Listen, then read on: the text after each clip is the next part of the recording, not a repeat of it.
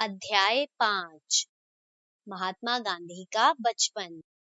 क्या आप मोहनदास करमचंद गांधी जी के बारे में जानते हो, जिन्हें हम महात्मा गांधी जी के नाम से भी जानते हैं? महात्मा गांधी जी का जन्म 2 अक्टूबर 1869 को गुजरात के पोरबंदर में हुआ था। उनके पिता का नाम करमचंद गांधी और माता का नाम पुतली बाई था।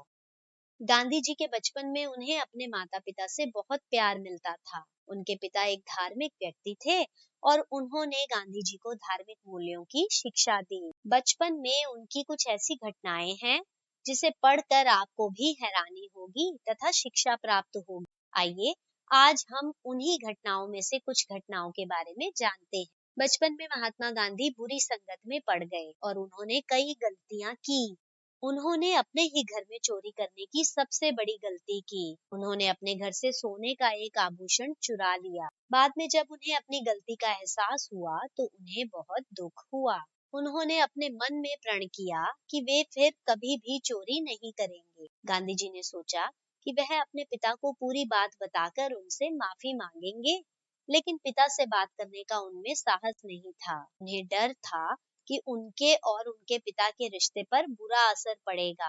काफी सोच विचार के बाद उन्होंने एक पत्र में अपनी गलती का पूरा विवरण लिख दिया। उन्होंने उस पत्र में गलती के लिए माफी मांगी और उचित सजा की भी मांग की। उन दिनों गांधी जी के पिताजी बीमार थे। वह बीमारी के कारण बिस्तर पर ही थे। गांधी जी ने वह पत्र अपने पिताजी के हाथों में सौंप दिया। वे डर से कांपते हुए उनके बिस्तर के कोने पर बैठ गए। पिताजी ने जब वह पत्र पढ़ा तो वे रो पड़े। कुछ देर के लिए वह आंखें बंद करके लेटे रहे। फिर उन्होंने वह पत्र फाड़ दिया। पिता के आंसुओं ने पुत्र के गुनाह को माफ कर दिया था। इस घटना के बाद गांधी जी ने पूरे जीवन में कभी झूठ नहीं बोला और ना ही चोरी की।